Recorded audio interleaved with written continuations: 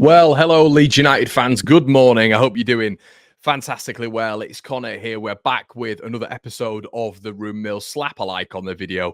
Let me know exactly what your thoughts are. Check out the video from earlier on. And let's get into it, shall we? So to start off the day, everybody, Rasmus Christensen, apparently, according to several sources out in Germany, is apparently a key figurehead for the German side, Frankfurt. And apparently their sporting director is extremely keen on tying Rasmus down to a long-term deal. Of course, the 27-year-old went out there on a loan and there was an option for a permanent deal. And it seems like Frankfurt have got that deal, or they want the deal to be done. He's played every single minute of their campaign so far. And Frankfurt are very happy with him. And it just does beg the question, how on earth did it go so wrong at Leeds United? What on earth happened with him at Leeds? That's the question. And why wasn't he able to fulfill his potential if he's able to do it, you know, even on like a European scale and in the top division? I don't understand it. I never thought he was anywhere near good enough, stiff, stuck in the mud, not fluid at all in his movement. And it has surprised me a lot, to be honest, that they wanted to, you know, make this deal a permanent one. But there you go. Clearly it's different horses for different courses. Maybe it's just the fact that it's a different environment for him and he really enjoys that. I'm not 100% sure. I'll never be 100% sure if I'm honest with you. But listen, I'm happy for him. You know, it's good that he's managed to at least get his career going. And yeah, it looks like Rasmus Christensen is going to be signing for Frankfurt at some stage for around about 10 to 14 million. We bought him in for 10 million quid, but to get that sort of money for him is absolutely incredible. And I have to say, I am absolutely buzzing with that. But guys, let me know in the comment section below, what do you think about Rasmus? Would you have kept him? Is it now one of those where you get hindsight's 2020 and you're thinking, oh yeah, well, we should have kept him all along, Connor? But let me know in the comment section what you think. I'm kind of happy we'll be able to recoup that money for him. Okay, the next bit of news, which caught my interest actually, everybody. You'll see it on the thumbnail. It is Joe Gelhardt. And David Norris, actually formerly of Leeds United, has done something today on Gelhardt and has spoken interestingly about his future, his time at Leeds. The last time he started was against Middlesbrough, the 3-0 loss to Middlesbrough. He's come on in periods. He came on against Norwich, didn't he? Didn't really do much. They had a little bit of a spat, a little bit of a kick out with Borja Sainz, but that was it.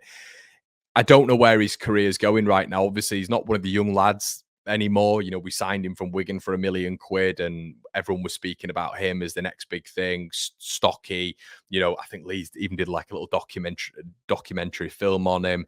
He was being compared to Wayne Rooney. It was an unbelievable deal. Obviously, we know that Wigan had to sell at that point, so Leeds had just done so well to get in front of so many clubs to get hold of him.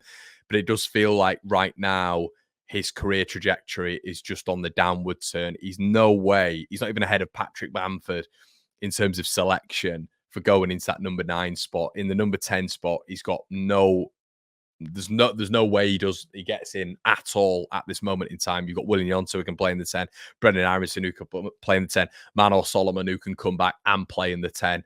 I just don't see where his career lies at Leeds United right now. And I can't believe he didn't go this summer. Maybe it was because of numbers, but I'd be absolutely stunned if he was still at Leeds by the end of January. I really would be. Whether or not that's a loan move, whether or not it's a permanent, I think it should be a permanent for Joffrey. How much can Leeds get back from him? Well, they are going to make a little bit of a net profit. We brought him in for £1 million. But it'll be really sad to see him go. And it feels like that was a failed project for me, a really failed project that never worked. We brought him in for £1 million and we all thought that he was going to hit that next level. And if he didn't hit that next level, we'd still be able to sell him on for a decent fee. We saw toward the back end of us staying up under Jesse Marsh, a real resurgence in his career, really, obviously grabbing a few goals in there, some important goals like the one against Norwich, but he's not really been able to kickstart his career, and I don't know why. I think it's because I don't know what he is. I don't know, is he a 10? Is he a 9? What is he? He hasn't got that injection of speed. He doesn't seem to have that. We all thought that he had that unbelievable strike on goal, but you don't really see that from him when he gets hold of the ball. He's not really a shot converter. You know, when he was playing for the under-21s, he'd be bagging hat-tricks, 4 goals. He scored a ridiculous amount against Liverpool, I think it was, in one game, and Aston Villa. And I just don't know what's happened. He's not been able to transition that to first-team football. And for me, that is a lesson to all of us, really, to not always think just because you are kicking on at essentially undergrad level, you're then able to do it at the top level. I think it's a key lesson for all of us, really, because sometimes we see players doing an absolute madness at 21s, 18s, 16s, and we think that's it. Oh my God, what a product we've got. But even with Harry Gray right now, even with DeBayo, we've got to take our time because they're not going to be able to adapt straight away. And that comes back to the centre-back conversation of, can you realistically rely on someone like James DeBayo if Rodon or Strauch aren't available? There's a reason we kept hold of Max Verber, because Max Verber evidently wanted to go and Leeds were probably willing to cash in. But they probably thought to themselves, that level, that depth isn't good enough right now. Is he ready? There is such a risk. And I think Joe Gelhardt is symptomatic of that transition from the undergrad to the top level, how difficult it can be. And today as well, everybody, Rafinha. Oh, my boy.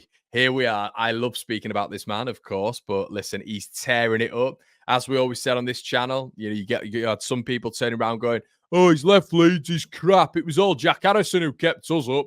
No, it was not. It was not. That man kept us up single-handedly, and I will never hear anything else about it. Rafinha was the golden boy, absolute golden boy, and to see him in a Leeds United shirt was a pleasure, and has been one of the big pleasures I've had in my career. As I say, up there with who as two of the best players I've ever seen at this club. And he's tearing it up for Hansi Flick's Barcelona. 11 appearances, 6 assists, 6 goals. And Shaka Hislop of ESPN has said that at this moment in time, he's the best player in La Liga, which for me means that he's one of the best players in the world. And we said on this channel that he was going to be one of the best in the world. And we got laughed at by opposition fans and even some of our fans. But Rafa was just next level, left, right, balance, strike. It just takes me back to that strike against Everton where he just won the game for us by just getting the ball out of his feet and drilling it in from 25 yards.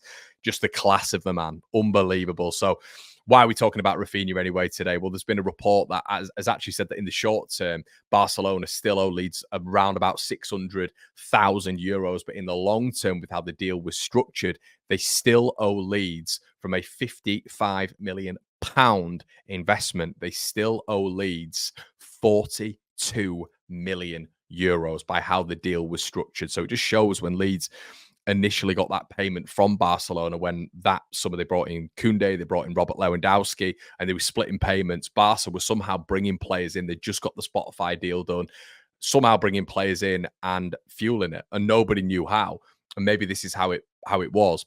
Rafa wanted to leave.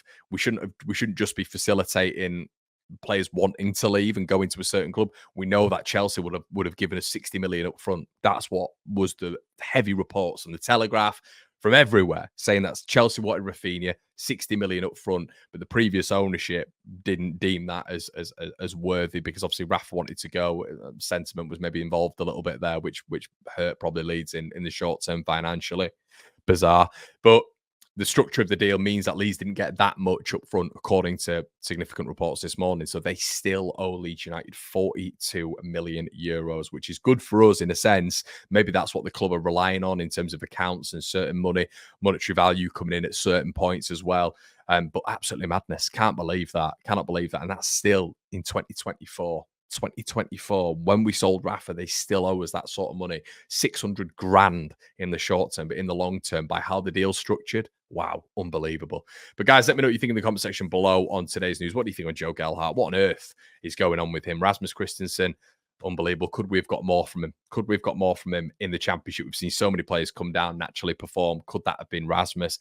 I'm pretty happy with Jayden Bogle, if I'm honest with you.